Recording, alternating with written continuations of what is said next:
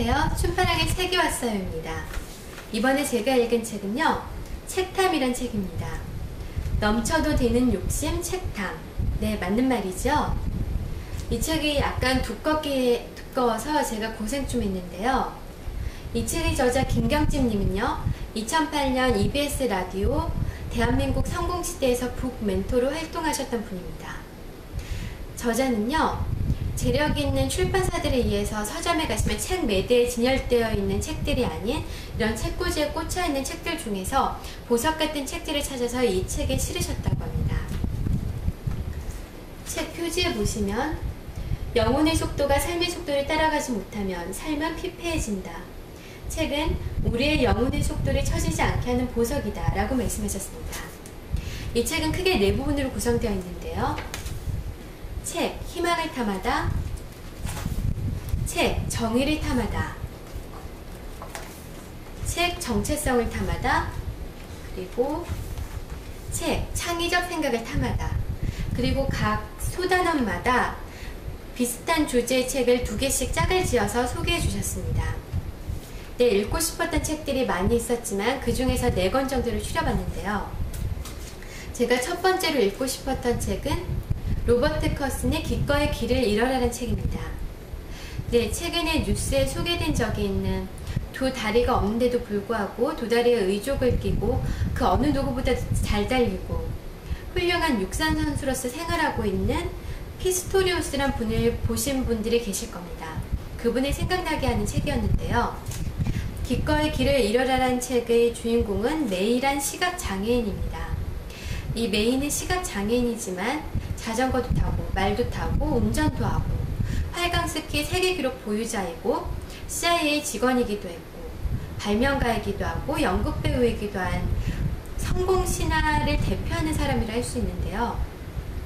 하지만 이런 메이도 보통 사람들처럼 많은 시련과 실패와 좌절을 겪었고 그때마다 한 단계씩 극복해온 것이라고 합니다.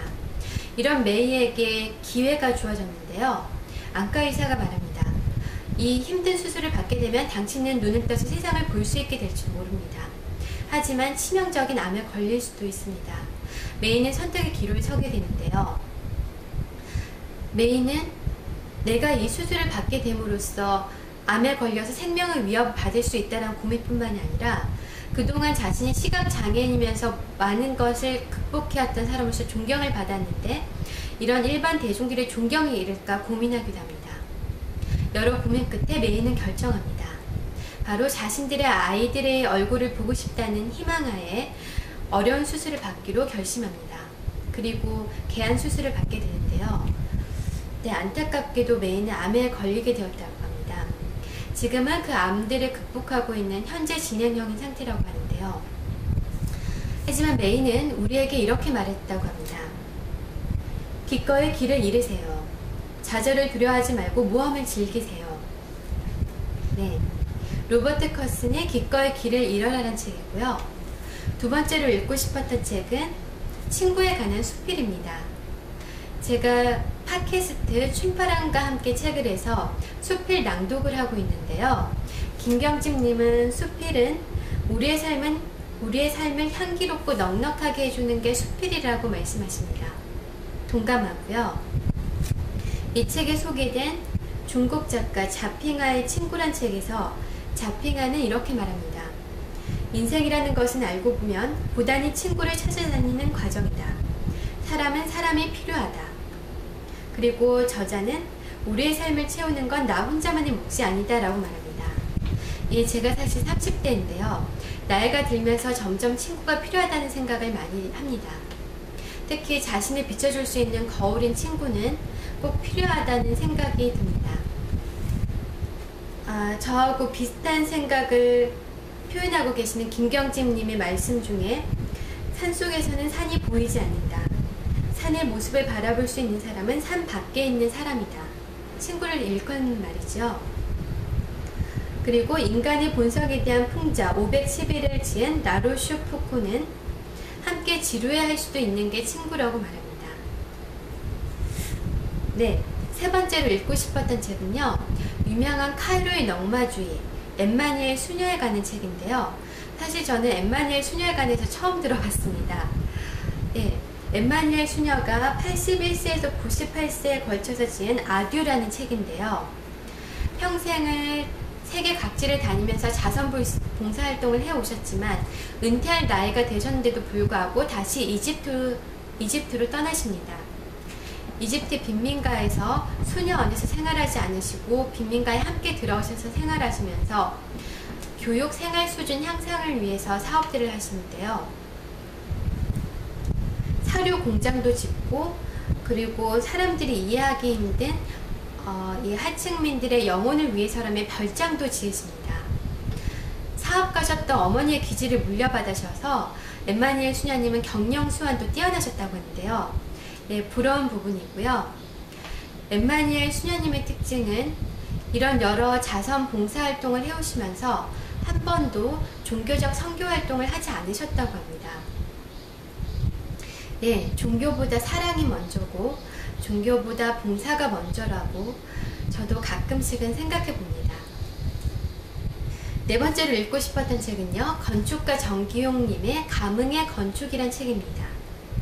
이 책은 무려 400여 페이지 분량에 달한 두꺼운 책이라고 하는데요. 저자 김경재님의 말씀에 의하면 단숨에 읽을 수 있는 책이었다고 합니다.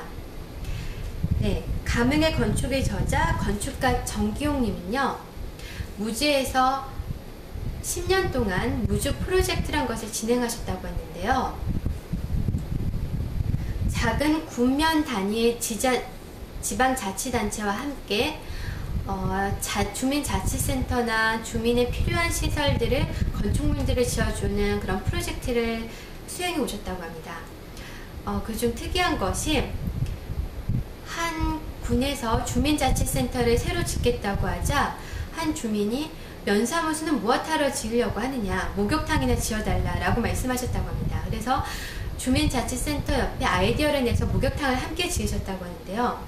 물론 건축가님의 특이한 건축 형식으로 지으셨겠죠.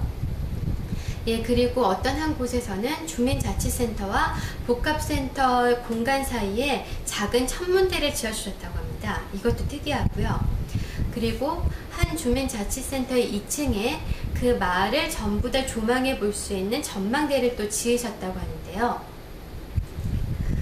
정기용님은요, 이 무주 프로젝트를 통해서 정기용님의 건축 철학과 그리고 한국의 공공 건축이 나아가야 할 방향에 대해서 제시하고 설명해 주셨다고 합니다. 네, 나머지 책들은 여러분들이 읽어보셔야 할 몫이겠죠? 네, 김경직님의 책탐, 이 책에는요 26권의 책이 담겨 있습니다. 서점에 가시면 매대에 있는 반짝반짝거리는 책들이 아니라 책꽂이에 꽂혀있는 보석 같은 책들이고요. 앞으로 무슨 책을 읽어야 될지 고민하고 계시는 분들 이 책에서 한번 참고해 보셔도 좋을 것 같습니다. 네, 춤바랑의 책이 왔어요 였습니다. 다음 시간에 뵙겠습니다.